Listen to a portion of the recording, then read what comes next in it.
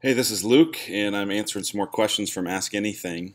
This is one that came in related to youth and culture. Someone asked, what do you see as the greatest challenge facing today's youth that maybe other generations didn't have to face?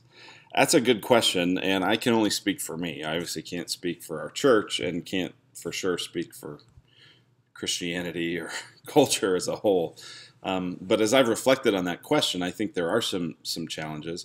I'm also mindful that the idea is that there's really kind of nothing new under the sun. It says in Ecclesiastes, and most of what we've faced in different ways before.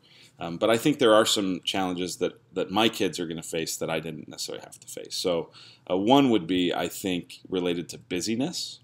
It seems like our culture is busier than it was in my growing up years, and for sure than it was in my parents' growing up years.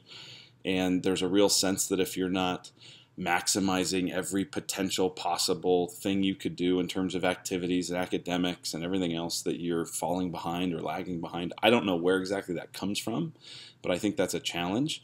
It's amazing the number of students in our ministries that just are exhausted and are worn out and really feel like there's a lot of pressure. And as an adult, you go, what could be pressure? You're a kid, and yet it doesn't feel like that to them. So I think that's a unique challenge.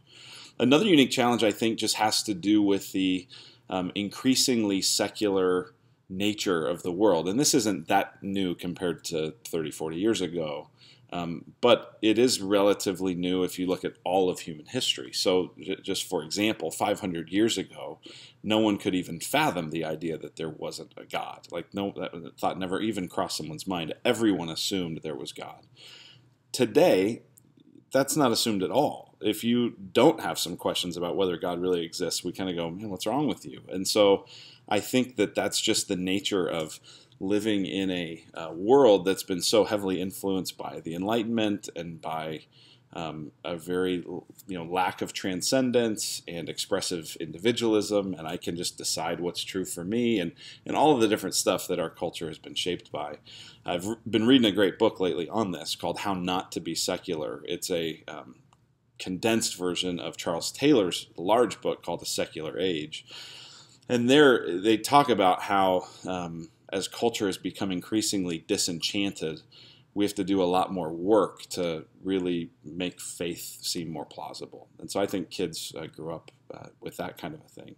I also think there's realities culturally where kids increasingly are born without dads. The numbers of kids born out of wedlock is significant. The number of kids whose dads aren't really in the picture or in it in a meaningful way, I think has remarkable costs on our culture and on our young people.